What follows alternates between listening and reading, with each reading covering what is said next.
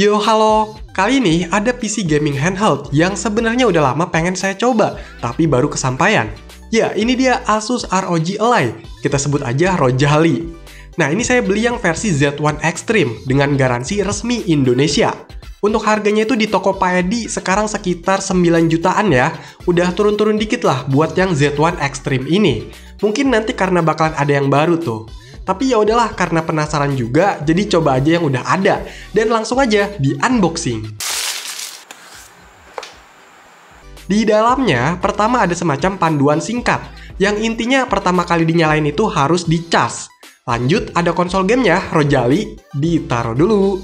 Terus ada lagi kertas-kertas panduannya yang lebih lengkap dan ada kartu garansinya. Sebenarnya lebih ke buku gitu sih. Terus dapat adaptor atau casannya yang bentuknya mirip kayak buat laptop gitu ya. Udah langsung nyambung sama kabelnya yang Type-C. Untuk outputnya ini maksimal di 20 volt 3,25 ampere atau 65 watt. Oh iya, ini ada kayak semacam buat standnya gitu, ada tulisan ROG. Dan bahannya ini kayak tempat telur gitu ya. Apaan dah namanya? Udah nggak ada apa-apa lagi, jadi itulah yang ada di dalam box dari Asus ROG Ally. Lanjut, cek unitnya. Widih, ganteng amat nih. Ya, jadi Rojali ini cuma ada satu warna, yaitu putih. Dengan finishing doff, tapi nggak yang licin gitu. Dan bahannya ini plastik yang nggak tipis-tipis banget ya. Untuk di bagian depannya ini ada layar 7 inch, bawahnya ada tulisan ROG, di kiri dan kanannya ada lubang speaker, terus ada analog kiri dan kanan yang ada lampu-lampuannya. Terus ini ada tombol D-pad yang modelnya dibuletin gitu, ada tombol XYAB, terus ada 2 lubang mikrofon, yang ini tombol menu buat start sama tombol V buat select. Yang ini tombol buat command center dan ini tombol armor crate. Di sisi atasnya ada tombol LBRB dan LTRT. Terus ada lubang pembuangan panasnya, ada lubang jack audio, slot micro SD, yang ini lubang ROG XG, ini lubang Type-C, tombol pengatur volume, lampu indikator, dan tombol power yang sekaligus ada fingerprint scanner. Di sisi kiri kanannya ini ada logo ROG. Di sisi bawah ada kayak keterangan tipe dan serial numbernya.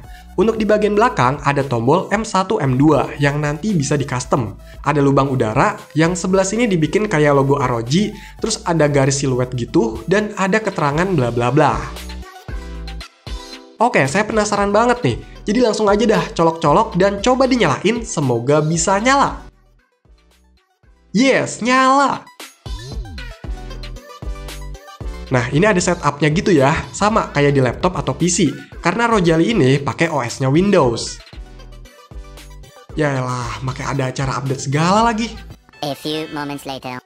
Dan akhirnya inilah tampilan awal dari Asus ROG Ally. Oke, jadi si Rojali ini pakai OS Windows 11 Home Single Language dengan versi setelah update tadi 23H2, dan yang pasti ini udah terlisensi ya. Untuk storage-nya ini kapasitasnya dari 475GB udah kepake sekitar 58GB dan sisanya 417GB. Sedangkan untuk RAM-nya yang 16GB yang bisa digunakan itu sekitar 11,7GB. Udah kepake sekitar 4,9GB dan sisanya 6,7GB. Lumayan juga ya kemakannya. Untuk tampilannya ini emang kayak Windows 11 pada umumnya, cuma di sini kita bisa operasiin pakai touchscreen-nya. Atau bisa juga pakai tombol, cuma emang agak ribet, kayak pakai analog kanan buat arahin kursor, analog kiri buat scroll, tombol RB buat klik, dan RT buat klik kanannya.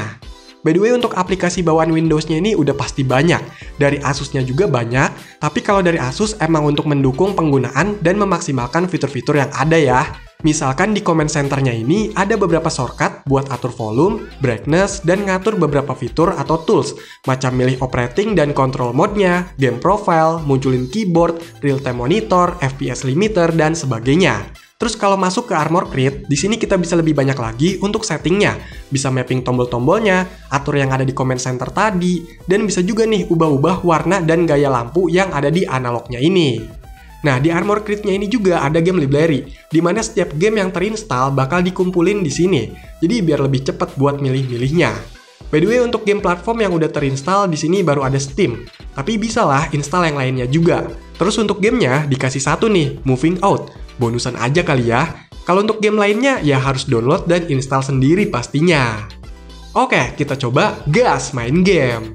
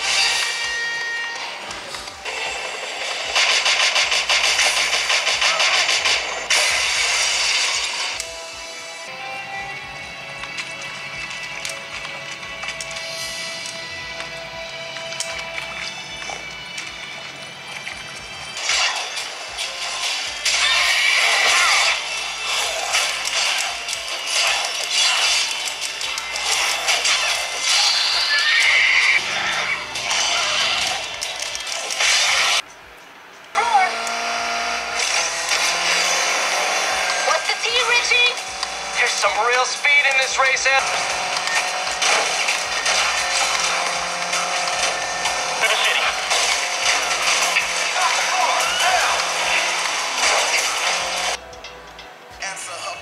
so stressed out you interrupted my menopause. Nigga. Sure about that. Man, step up, nigga. Of course this dude real. Who else gonna have to require surplus of paper and deficiency of brain cells? He just put a dub down on this bike. 20 G? I ain't making no friends out here, homie. Shit, on your left. Come on, man, show me some love. Get that car, they trying to get out of here. Some more of them niggas. Nah, dari beberapa game yang saya coba tadi, memang termasuk bisa dimainkan dengan lancar, pakai settingan standar yang nggak banyak saya ubah untuk patokannya. Tapi kalaupun pengen lebih lancar atau maksa ke grafik terbaiknya, sebenarnya bisa-bisa aja, soalnya di perangkat kayak gini kita bisa lebih banyak explore lagi, dengan settingan yang cocok pastinya. Misalnya bisa pakai operating mode-nya yang turbo, aktifin AMD RSR, atau setting-settingan lain di dalam gamenya. Tapi pasti ada aja yang dikorbankan. Misalnya kipas muter kencang karena jadi lebih panas, dan baterainya pun bisa turun dengan deras. Jadi tinggal pilih aja mau ambil performa atau efisiensi power. Nah, untuk layarnya ini saya rasa oke, udah cukup baik, layar sentuhnya responsif, warnanya oke, dan udah Full HD, jadi bisa nampilin gambar lebih detail. Tapi yang menarik perhatian saya itu justru di suara speakernya. Ini mantep banget ya kedengerannya, menggelegar gitu. Buat main game jadi lebih asik pokoknya.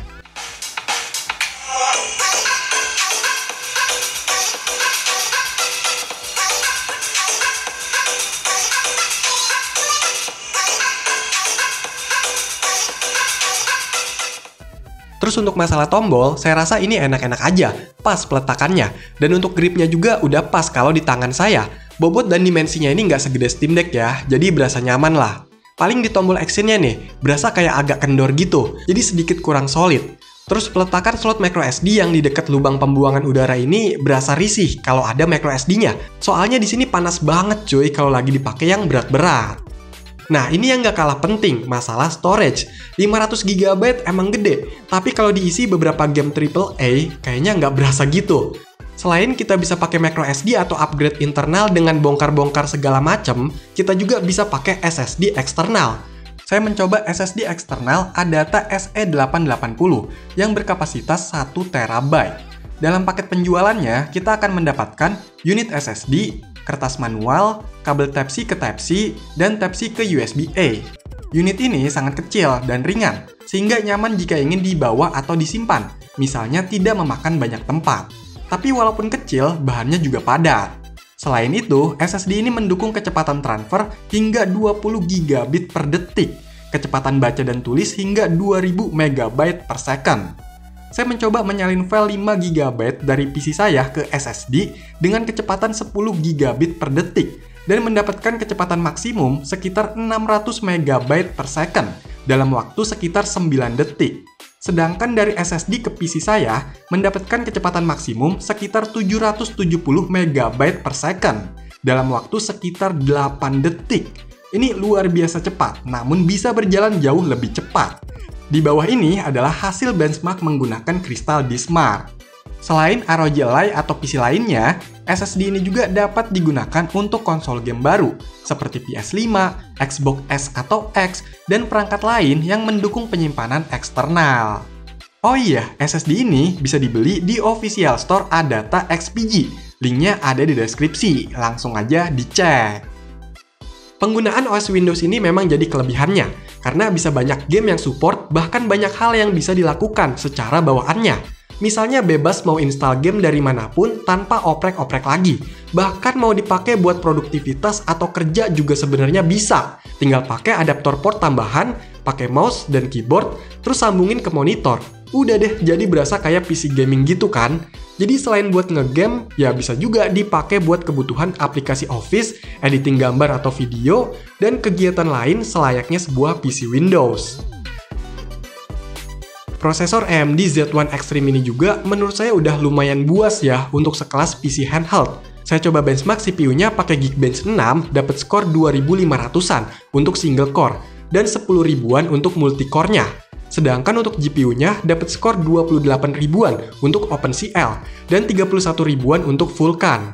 Terus untuk penyimpanan internalnya, speed read sama write-nya gokil juga nih. Nah, walaupun pakai OS Windows ini jadi kelebihan, tapi ada aja sih yang bilang kalau pakai Windows itu malah ribet, nggak sesimpel SteamOS. Emang iya sih awalnya, apalagi kalau sebelumnya itu pakai Steam Deck, tapi lama-lama terbiasa juga kok. Terus emang sih kalau Windows itu lebih banyak embel-embel aplikasi yang bisa aja ngebebanin prosesnya.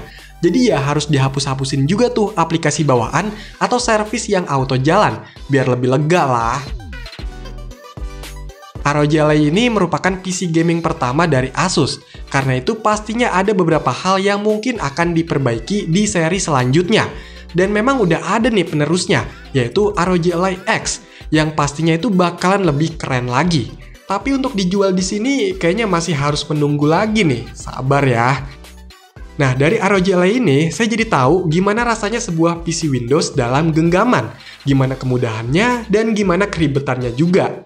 Yang pasti ini emang enak banget buat yang mau main game PC sambil rebahan. Tapi kalau ada yang nanya, mending laptop atau PC handheld ini, ya kembali lagi sama kebutuhannya. Lebih ke produktivitas atau gaming. Keduanya mungkin bisa punya kemampuan yang sama, tapi bentuk dan fungsi utamanya jelas berbeda. Punya keunggulan dan keribetannya masing-masing. Oke, jadi itulah PC handheld dari Asus, yaitu ROG Ally alias Rojali. Silahkan dikomentarin, like, share, dan subscribe channel ini. Terima kasih.